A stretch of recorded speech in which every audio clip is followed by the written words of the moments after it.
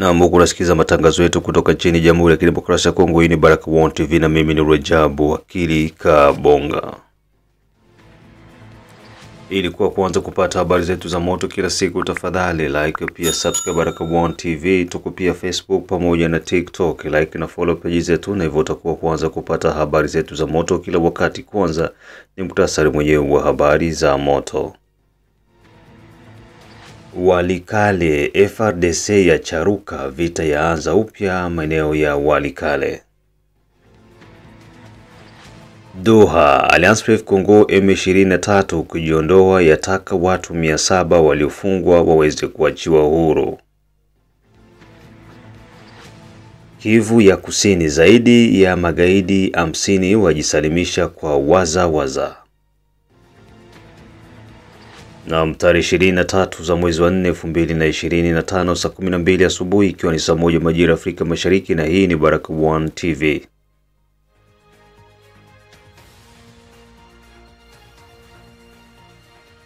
Kumbuka kwamba operesheni Saidia Mzalendo bado iko inaendelea, na kama hujaungana na operesheni hii, tafadhali wasiliana na B1 TV kupitia namba ambayo unaona hapo kwa screen yako, na pia tembelea Baraka1 TV channel 2 ili uweze kukutana na matukio mbalimbali ambayo yakozidi kuendelea nchini Jamhuri ya Kidemokrasia ya Kongo.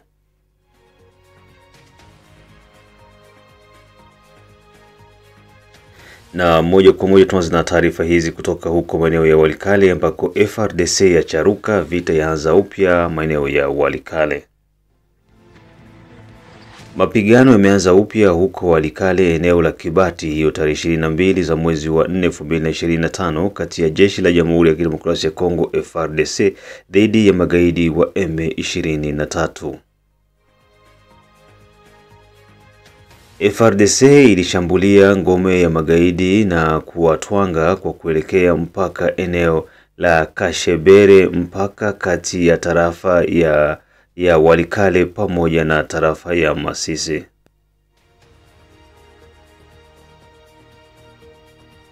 Kutokana na hali inavyozidi kuendelea maeneo ya Kivu ya Kusini tarafani Uvira, ambako baadhi ya raia wanawalaumu wazalendo kwa nini wanashindwa kuwapiga magaidi maeneo ya Kamanyola na kuwaondoa kabisa. Yote hayo ni kutokana na kisa ambacho kinazidi kuwakera raia, kuona Kamanyola bado kuna magaidi wa M23. Yote ni kutokana na mipango ambayo iko inakamatwa na wazalendo kwa kutokuivamia Kamanyola. Moja kati ya watu wanaofuatilia masuala ya siasa pamoja na vita nchini Jamhuri ya Kidemokrasia ya Kongo, zaidi mkoani Kivu ya Kusini tarafani Uvira, Andre Bedunia alikuwa na haya ya kuzungumza.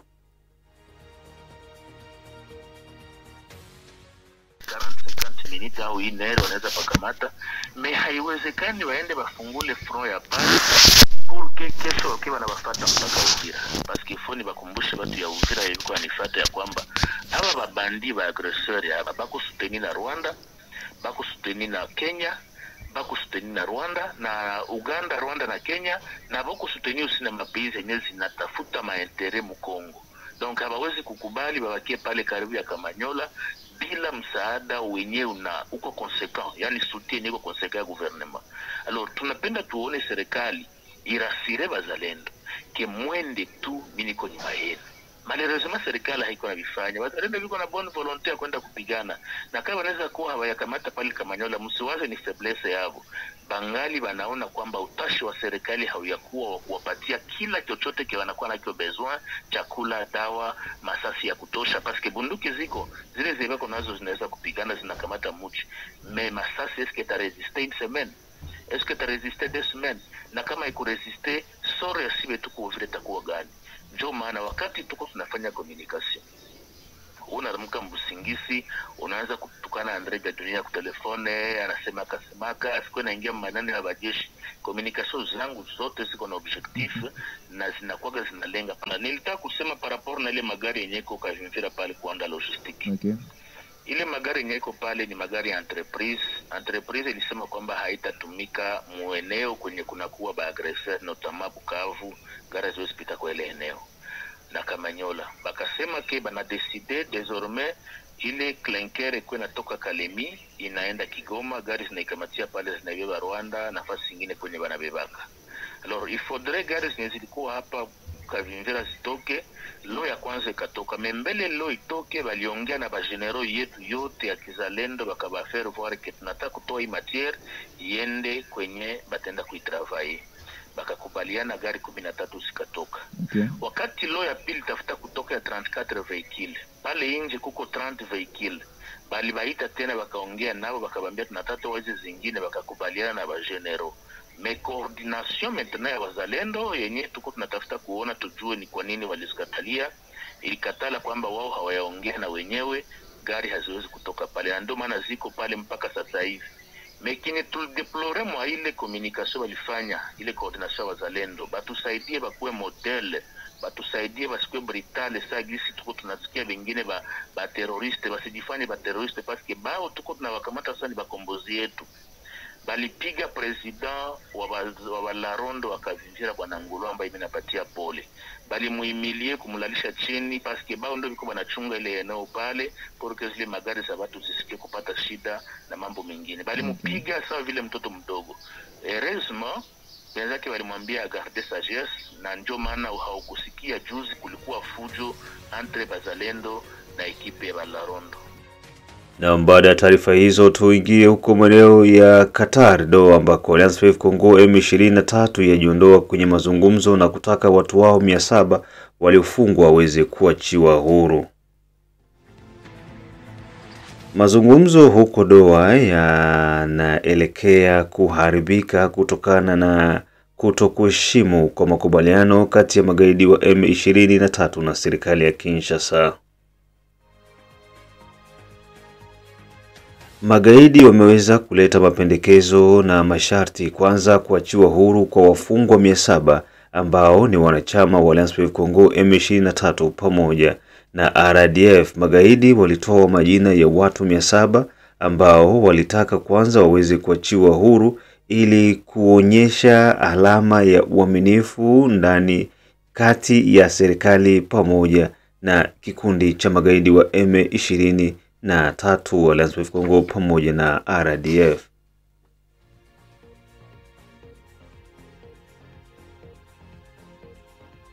Katika hayo majina 700, ndani yao kuna wanajeshi ambao walisadikika kuwa na wasaliti waliowaachia njia magaidi yao kuingia ndani ya mji wa Goma na mengine maeneo mbalimbali, na wengine pia ni ndugu wa karibu na Corneille Nangaa ambao walikamatwa maeneo ya Haut-Uele na Bas-Uele kwa makosa ya kuungana na gaidi Corneille Nangaa.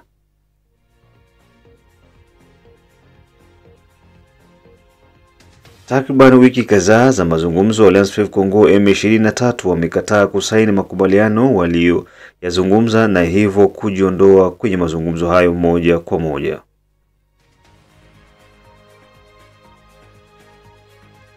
Kuharibika kwa mazungumzo hayo ya Doha ni baada ya kuamsha upya kwa vita hiyo tarehe 22 za mwezi wa 4 2025, ambako maeneo ya Mukumbi, Kashebere, Kibati wazalendo waliwasha moto na kutongana na magaidi wa M23. Hii ni Baraka1 TV. Na mnaendelea kufuata matangazo yetu kutoka nchini Jamhuri ya Kidemokrasia ya Kongo, saa 12 saa za Afrika Kati, saa 1 majira ya Afrika ya Mashariki. Kutoka nchini Jamhuri ya Kidemokrasia ya Kongo ni kwamba tunapatikana pia kwa wale ambao wako Australia, ambao wako Canada, USA, Europe, kulila kuwa pamoja na Baraka1 TV, Kizabe Ayeba kiwa pamoja na B1 TV, Ejide Kizenga Tembele, King Selemani, wote wanasikiliza Baraka1 TV.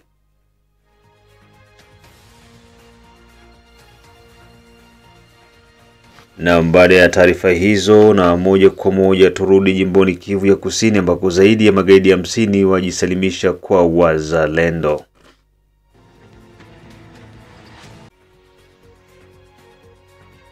Tarafa za Kalehe, Uvira, Fizi zimekuwa ni eneo ambazo magaidi wanajuta kuvamia, maana hali wanayokutana nayo ni ya kutisha zaidi.